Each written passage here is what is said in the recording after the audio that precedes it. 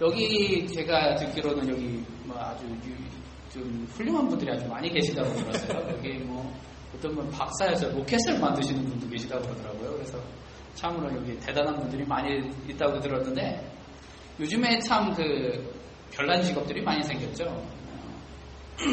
예를 들면 뭐 이렇게 예를 들면 뭐 로켓을 만드시는 분도 계시지만 뭐 비즈니스도 요새는 뭐 굉장히 다양화돼서 뭐 굉장히 사분해돼 있죠. 어떤 사람은 디자인만 하는 사람, 어떤 사람은 만드는 사람, 어떤 사람은 설계만 하는 사람, 굉장히 다양해졌습니다. 그래서 보니까 우리가 공부하고 또 이제 직업을 갖게 되면서 그 종류가 굉장히 많아졌어요. 이제 아시다시피 얼마나 많은 분들이 여러분 중에 이제 대학을 졸업을 하셨는지 모르겠지만 대학에도 굉장히 많은 과가 생겼죠. 그래서 그 많은 다양한 배경 그리고 다양한 학과들이 생기면서 우리가 지금 사는 세상이 굉장히 복잡하고 다양해졌다는 걸 우리가 알 수 있습니다. 저도 나름대로 저도 목사인데 조금 저도 좀 특별한 어떻게 보면 좀 특별한 목사입니다. 제가 있는 교회는 트리니티 연합감리교회라고 하는데요. 이제 알링턴에 있고요. 그 교인이 약 3,800명 정도 됩니다. 3,800명 되고 그리고 담임 목사님 한 분에 부목사님이 5분 계시고 그 다음에 풀타임 사역자들이 한 20여 명 되고요. 그 다음에 파트타임 사역자가 또 한 20여 명 되는 교회예요. 그래서 전체적으로 따지면 이렇게 약 중대형 미국 교회 치고는 한국 교회에 비하면 뭐 큰 교회도 아니지만 미국 교회 치고는 굉장히 중대형 교회가 아닌가 생각이 됩니다. 고맙습니다. 네, 그래서 이제 그러다 보니까 이 각 스텝들이 하는 일이 굉장히 세분화가 되어 있습니다. 어떤 분은 인터넷에서 웹사이트만 전문으로 하시는 분이 있고 어떤 분은 그 예배 시간에 있는 파워포인트 있죠? 이것만 전문으로 하시는 분이 있고요. 어떤 분은 또 신문 퍼블리셔만 전문으로 하시는 분이 있고 목사님 중에서도 신방만 하시는 목사님, 설교만 하시는 목사님, 또 교육만 담당하시는 목사님 이렇게 다양한 목사님들도 계시고요. 그래서 저의 역할은 저도 이제 거기서 부목사로 있는데 제 이제 일은 이제 새신자 교육, 그 다음에 이제 제자 훈련을 담당을 하고 있습니다. 근데 이제 그거는 이제 제가 하는 일의 한 반 정도 되고요. 실제로 또 다른 반은 좀 다른 일을 하고 있는데 이제 그 일을 이제 영어로는 모바일 미디어 미니스트리라고 합니다. 그게 뭐냐면 지금 여러분들 혹시 셀폰 다 갖고 계시나요? 셀폰? 없으신 분 혹시 있으세요? 아마 없으실 거예요. 셀폰은 다 갖고 계시죠? 특히 젊은 사람들에게는 뭐 셀폰이 뭐 없어서는 안 될 존재죠. 그래서 제가 하는 일이 뭐냐면 그 셀폰이나 타블렛을 가지고 거기다가 애들용 교육 프로그램을 만드는 거예요. 그래서 실제로 거기다 넣어서 매주 일요일마다 저희 담임 목사님이 설교를 1년치를 미리 써놓으세요. 1년치를 이제 8월 달이 되면 이제 그분이 이제 리트레이트를 가시는데 그 일주일 동안 일주일에서 이제 2주 정도 리트레이트를 가시면 1년치 설교를 미리 써놓으세요. 그래서 그거를 저희 이제 스태프들한테 다 나눠줘요. 그러면 그걸 가지고 제가 1년치 거를 미리 시간이 있으니까 오늘 무슨 위치 선데이마다 무슨 설교를 하실지 제가 아니까 그걸 가지고 아이들을 위해서 게임도 만들고 퀴즈도 만들고 퍼즐도 만들고 이렇게 해서 그걸 애들이 아이패드나 무슨 타블렛을 갖고 오면 그걸 가지고 예배 시간에 보면서 성경 말씀을 배우는 거예요. 그래서 어떤 교회 혹시 가시면 아시겠지만 아이들이 이렇게 막 그림 그리고 있잖아요. 뭐 예배 시간에 지겨우니까. 근데 저희 교회는 그거 대신에 아이패드를 나눠줘요. 애들한테. 저희 교회에 아이패드가 36개가 있거든요. 그래서 애들이 아이패드가 없으면 그거 가지고 쓰면 되고 갖고 오면 자기 거 가지고 그냥 하는 거예요. 그래서 그거를 하는 프로그램을 제가 담당해서 하고 있습니다. 그리고 또 다른 거는 뭐냐면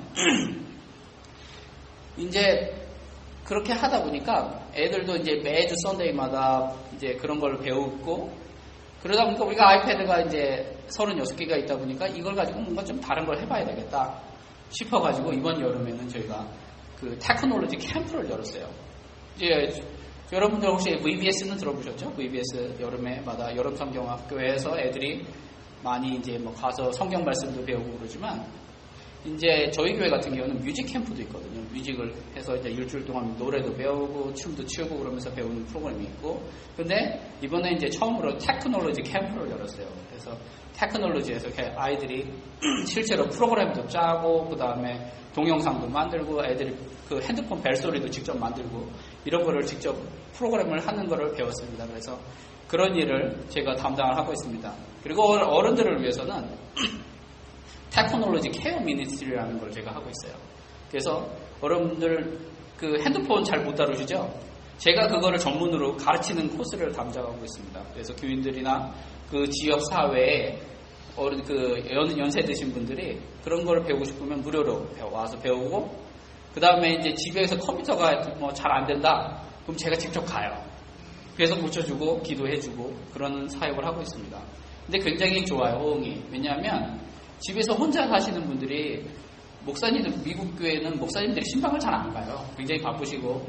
그러다 보니까 목사님이 직접 가서 고쳐주고 기도도 해주니까 너무 좋아요. 그래서 그런 사역을 제가 지금 하고 있습니다.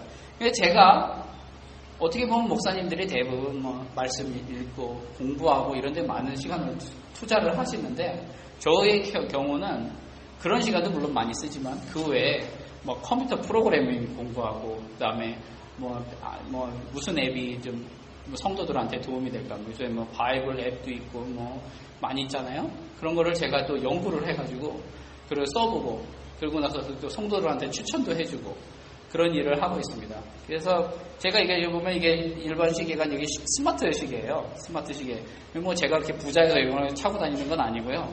이런 거를 이제 제가 먼저 미리 사봐요. 그리고 나서 실제로 도움이 되는지. 왜냐하면 교인들 중에 혼자 사시는 분들이 굉장히 많아요. 저희도 뭐 연세 드시는 분들이 많다 보니까. 근데 그런 분들이 혼자 사시다가 넘어지시면 못 일어나시죠. 핸드폰은 뭐 식탁에 있든지 어디 있으면 혼자 일어나서 가지러 가실 수도 없어요. 근데 이게 있으면은 그냥 바로 전화해서 911에 걸면 되잖아요. 그래서 제가 이런 거 이제 직접 써보면서 추천도 해드리고, 이런 프로그램이 이게 써보니까 좋더라, 이런 면에서 좋더라, 이렇게 평도 해주고 이런 역할을 하고 있습니다. 그래서 특별하게 제가 하는 일이 한쪽으로는 막 컴퓨터 쪽을 굉장히 많이 하고 있어요. 근데 실제로 제가 무슨 컴퓨터 공학을 전공했느냐? 그건 아닙니다. 그냥 제가 지금 컴퓨터를 좋아하는 건 사실인데 컴퓨터를 전공한 건 아니고요. 제가 이제 원래 꿈은 과학자가 되는 게 꿈이었어요. 그래서 이제 학사로는 제가 이제 화학공학을 전공했고요. 이제 석사로 이제 물리학을 이제 전공을 하려고 들어갔다가 이제 한 학기 하는 중간에, 첫 학기 중간에 제가 교통사고를 당했어요. 그래서 한 달 정도 이제 병원에 입원을 하게 됐는데, 그러면서 이제 왜 하나님이 왜 나에게 이 길을 막으시나? 내가 물리학을 굉장히 과학을 좋아하고 그리고 사랑하고, 그래서 나는 나름대로 그쪽에 재능이 있다고 생각을 했는데 하나님이 이 길을 막으시는 게 아닌가 하는 생각이 들었어요. 그리고 그러면서 이제, 그리고 또 아시다시피 많은 사람들이, 과학자들이 많이들 이렇게 하나님에 대해서 비판을 많이 하죠. 성경은 사실이 아니다, 과학적으로 이거는 허구다, 그리고 뭐 많은 과학적인 증거를 대면서 이게 과학과 신학은 별개다, 과학은 그냥, 신학은 그냥 하나님의 말씀을 전하는 교회는 이건 그냥 허구고 신화들을 믿는 거다 라고 전하고 있기 때문에 과학과 신학이 같이 이렇게 성립하는 게 굉장히 어렵다고 생각이 들었어요. 그래서 그 당시에는 제가 이제 목회를 결단하게 돼서 미국으로 오게 됐죠. 근데 이제 결론적으로 지금 보니까 제가 목회를 하고 있죠. 목회를 하고 있는데 한편으로는 또 과학을 하고 있어요. 그러다 보니까 제가 좋아하는 과학도 하고 목회도 하는 게 참으로 이게 하나님의 뜻이 아니었나, 하나님이 원래 이렇게 계획을 짜셨구나, 나를 위해서 하는 생각을 하게 되었습니다. 여러분, 우리는 저뿐만 아니라 모든 여러분에게 하나님의 계획이 있습니다. 하나님께서 틀림없이 여러분을 위한 계획을 갖고 계십니다. 그래서 여러분이 이 땅에 오게 되셨고 지금 이 자리에, 볼더 아름다운 교회에 있다고 저는 믿습니다. 예레미야서 29장 11절에 보면 나 여호와가 말하노라, 너희를 향한 나의 생각은 내가 하나니 재앙이 아니라 평안이요 너희 장래에 소망을 주려 하는 생각이라고 말씀하고 계십니다. 여기서 하나님의 생각은 영어로에는 이렇게 써 있어요. 하나님의 계획, God's plan이라고 표현을 하고 있습니다. 이 예레미야의 시대에 보면은 그때가 굉장히 복잡한 시대였어요. 예레미야가 있던 유다 왕국은 그 당시에 많은 커다란 나라, 아수르 왕국이라든지 바벨론이라는 이런 큰 나라 또는 이집트와 이런 커다란 나라로부터 둘러싸여서 끊임없이 침략을 받던 상황이었습니다. 그리고 결국에는 바벨론에 의해서 멸망을 당하게 되죠. 그 예레미야는 그 모든 것을 다 지켜보면서 이 예레미야서를 썼습니다. 그러다 보니까 이 유대인들은 어떻게 됐냐면 침략을 당할 때마다 포로로 끌려간 거예요. 그래서 이곳으로 가고 이집트로도 가고 바벨론으로도 가고 아시리아도 가고 이렇게 자꾸 전 세계로 퍼진 거예요. 그래서 이거를 지금은 이렇게 얘기하죠. 그거를 디아스포라라고 표현을 하고 있습니다. 그래서 전국으로 다 전 세계로 퍼지게 되는 현상이 일어났어요. 그러면 포로가 무슨 힘이 있겠어요? 포로는 그냥 말 그대로 노예나 다름없는 건데. 근데 하나님이 그런 사람들한테 지금 성경에 얘기하고 있기를 내가 너를 위해 계획을 하고 있다 라고 얘기를 하고 계시는 겁니다. 사실은 여러분이 성경을 자세히 보면 성경에서 항상 하나님은 우리에게 계획을 갖고 있다는 것을 알 수 있습니다. 처음에 아브라함이라는 사람 기억하시죠? 아브라함이라는 사람이 자기 집을 떠나서 가나안 땅으로 가라고 하나님이 명령을 하셨습니다. 그래서 갔어요. 그래서 자손을 낳고 그랬지만 실제로는 가나안 땅에 그때 정착을 못하고 계속 이곳저곳을 돌아다니게 됩니다.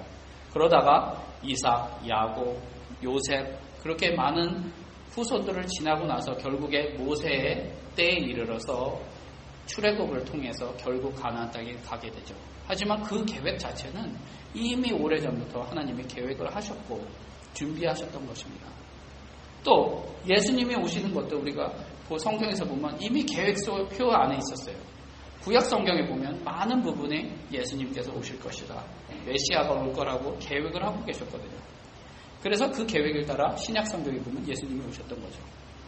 그런데 여기서 중요한 거는 이거는 어떤 미국 교회 가서도 얘기 못 들어본 얘기입니다. 이 성경의 얘기는 바로 계획이 있었지만 그 교회의 역사는 다른 얘기로 하면 이민의 역사입니다. 왜냐하면 여기 있는 사람 치고 여기서 평생 잘 살아라 이렇게 얘기한 적 없습니다. 아브라함 보고 떠나라. 네 집을 떠나서 다른 곳으로 가라라고 얘기를 하고 있습니다. 모세와 이스라엘 사람들에게 얘기하기를 너희가 살던 이집트를 떠나서 가나안으로 가. 그리고 바벨론에 포로됐던 사람들은 너희가 유다 왕국에 지키지 말고 내가 강제로 너희를 내쫓겠다. 그래서 다른 곳에 보내줍니다. 자이든 타이든 이 사람들은 지금 떠나고 있어요. 사방으로. 전 세계로 흩어졌단 말이죠. 우리의 이민 역사랑 너무 똑같다는 거죠. 그래서 성경에 보면 이런 많은 이민의 역사에 대해서 얘기를 하고 있습니다.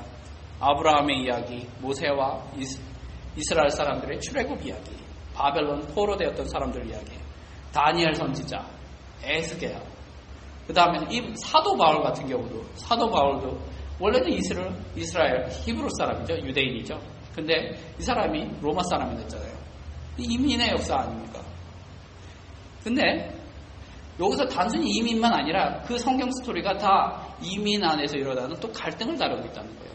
원래를 전통을 지키려 하는 사람들, 그리고 새로운 문화, 다른 나라의 문화를 빨리 받아들이려고 하는 신세대들, 이런 문화가 계속 부딪히고 있다는 거예요. 예를 들어서 출애굽기에 보면 모세와 이스라엘 사람들이 출애굽을 해서 광야를 갔는데 많은 그 9세대 사람들은 뭐라고 얘기하냐면 우리가 이집트에 있었을 때 너무 좋았는데 맛있는 것도 먹고 지금은 먹을 게 만나밖에 없구나. 우리 가자. 이랬던 사람들이 있고 젊은 세대는 애굽을 이집트를 전혀 경험하지 못한 사람들이에요. 그러니까 이게 좋은지 안 좋은지도 몰라요. 그냥 우리는 지금 가야 될 게가 가나안 땅인데 가나안 땅을 가야지 왜 돌아가냐. 여기서 충돌이 있었다는 거죠. 다니엘 선지자, 에스겔 선지자도 보면 둘이 거의 비슷한 시대에 살았거든요. 근데 다니엘은 그 나라의 총리가 됩니다. 그래서 그 나라에 적극적으로 문화를 받아들이고 그 나라에서 뭔가를 하려고 하나님 말씀 안에서 살려고 노력했던 사람이고요. 에스겔이라는 선지자는 반대로 그 안에서 하나님의 말씀 전통을 지켜야 된다. 우리가 그거를 부딪히면 새로운 문화를 받아들이면 안 된다. 이렇게 부딪혔던 사람이거든요. 둘이 같은 시대지만 다른 얘기를 하고 있다는 거죠. 그리고 초대교회에서도 유대인들 사이에 그거를 유대인들 사이에서 새로운 크리스찬들이 할례를 받아야 된다. 안 받아야 된다. 싸우죠. 왜냐하면 그 사람들의 문화가 어떤 사람은 그때 있던 헬레니즘 문화를 받아들여야 된다는 측이 있었고 그 반대파가 있었거든요. 여기 있는 모든 문제가 우리가 갖고 있는 이민의 문제랑 똑같다는 겁니다. 우리 이민자들 어떻습니까? 다른 나라, 이 미국이란 땅에 와서 말도 안 통하는데 처음에 와서 여러분 지금은 많이 이제 영어를 잘 하시는 분도 많고 문화를 잘 아시는 분도 많겠지만 처음에는 그렇지 않았죠. 처음에는 말도 못하죠. 말도 안 되지. 그 다음에 문화도 전혀 틀리지. 그러니까 너무 고생을 많이 하셨잖아요. 근데 그런 경험을 이미 성경에서 얘기하고 있다는 겁니다. 그래서 성경에 있는 내용을 통해서 우리가 더 많은 은혜를 받고 있다는 거죠. 그 예수님의 예화와 중에서 탕자의 비유라고 혹시 들어보셨는지 모르겠습니다. 그 부자 아버지를 둔 탕자가 이제 자기 나름대로 사업을 하겠다고 먼 나라로 갑니다. 그래서 아버지의 재산의 반을 떼어다가 먼 나라로 가서 사업을 해요. 그런데 성경에 보면 호랑방탕하게 돈을 다 써버리고 결국 거지처럼 살다가 아버지께 돌아오는 얘기입니다. 근데 제가 이 성경을 읽을 때마다 제가 그 많은 주석들도 읽어보고 다른 사람들의 설교도 들었지만 이거에 대해서 이 탕자의 마음을 제대로 표현한 글을 별로 못 봤어요. 왜냐하면 이 탕자가 외국 땅에 갔으면 얼마나 힘들었겠습니까? 말도 안 통하지, 문화도 틀리지. 그때 이민법이 있었는지 모르겠지만 비자 내려고 얼마나 돈을 많이 씁니까, 우리가. 그리고 그 나라에서 문화를 몰라갖고 괜히 헛되게 쓴 돈이 굉장히 많았죠. 법을 모르고 문화를 모르고 사람을 몰라서 헛되게 쓴 돈이 많았다는 거예요. 제가 처음에 미국에 왔을 때 저희가 나름대로 돈을 많이 준비했어요. 그래서 이 정도만 충분히 우리가 생활을 하지 않을까. 6개월이 채 못 가더라고요. 그 돈이 써보니까. 근데 이 사람이 돈을 얼마 가져왔는지 모르겠지만 그게 쉽지 않았을 거예요. 왜냐하면 이 당시에 이민법이라는 건 없었겠지만 굉장히 다른 문화와 인종에 대한 차별은 훨씬 더 심했을 거라고 생각합니다. 그럼 얼마나 고생을 많이 했겠어요. 말도 안 통하지. 자기 고향의 음식이 또 얼마나 먹고 싶었겠어요. 근데 거기에 지금처럼 인터넷이 된 것도 아니고 전화 통화가 되는 것도 아니고 얼마나 외로웠을까. 얼마나 힘들었을까. 그래서 그런 마음을 우리는 느낄 수 있다는 겁니다. 그 사람들이 얼마나 힘들었을지. 이처럼 성경은 많은 이민에 대한 얘기를 다루고 있습니다. 그리고 그런 거는 여러분들이 종종 유명한 목사님들이 쓴 책 읽어보면 미국의 유명한 목사님들이 쓴 책 그런 책이 없습니다. 왜냐하면 그분들은 이민을 경험해보지 않은 사람들입니다. 그분은 이민자들이 얼마나 힘든지 모릅니다. 그리고 한국에 있는 목사님들은 마찬가지입니다. 그분은 미국에 와서 이민을 해보지는 않았습니다. 알지 못해요. 그런 게 얼마나 힘든지. 그저 미국에 오면 좋은 나라니까 잘 사는 거 아니야? 라고만 생각하죠. 얼마나 많은 차별과 편견을 겪었는지 아무도 모릅니다. 제가 처음에 미국 교회에 파송을 받았을 때 저도 굉장히 많이 걱정이 됐었어요. 제가 이런 경험은 아닌데 제가 한국 교회가 아니라 미국에 있는 한국 교회가 아니라 90% 이상의 미국인인 미국 교회 아시아는 저 외에 필리핀 사람이 한 커플이 있는데 그 외에는 없어요. 그런 교회에 파송을 받았을 때 정말 걱정을 많이 했어요. 내가 여기서 뭘 할 수 있을까? 그렇다고 제가 이렇게 영어를 유창하게 하는 것도 아니고. 그런데 놀랍게도 제가 그 사람들을 만나보니까 그 사람들도 그런 이민의 그런 경험을 하고 있다라는 겁니다. 여기 평생 살았고 여기서 평생 자라왔고 말도 똑같은데 왜 그런 일이 일어나냐? 첫 번째 이유는 이 사람들에게 기술 발전이 굉장히 큰 도전이 되고 있습니다. 젊은 세대는 이미 페이스북, 그 다음에 트위터, 그 다음에 컴퓨터 굉장히 익숙합니다. 나이 드신 세대는요 컴퓨터도 잘 못 다뤄요. 근데 요즘 회사 가면 컴퓨터 못 알아듣는 사람이 취업을 할 수 있습니까? 없죠. 전혀 안 돼요. 요즘에 전화통화로 무슨 일을 하는 경우 별로 없습니다. 전부 다 컴퓨터로 이메일로 하든지 페이스북을 하든지 요새는 앱으로 막 다 뭐 결제도 인터넷 뱅킹도 하고 그러죠. 그런 게 굉장히 챌린지가 되고 있어요. 왜냐하면 여기 있는 미국 사람들 가족이 굉장히 중요한데 이 나이 드신 분이 손주들하고 대화가 안 돼요. 손주들이 막 하는 말은 무슨 일인지 알아듣지도 못하고 손주들이 와서 아이패드 갖고 와서 막 하면 전혀 따라가지 못합니다. 옛날에는 이 사람들이 할머니, 할아버지랑 굉장히 좋은 관계를 지내고 할아버지랑 할머니로부터 굉장히 많은 걸 배웠어요. 지금은 할머니, 할아버지들이 그런 걸 경험을 애들한테 가르쳐 줄 게 없어요. 오히려 배워야 돼요. 그래서 이런 할머니, 할아버지들이 뭐라고 얘기하냐면 내가 너무 멍청하다. I'm stupid. 이렇게 얘기합니다. 왜? 전혀 모르니까. 애들한테 배워야 될 거니까. 5살짜리, 6살짜리 애들보다도 더 컴퓨터를 못해요.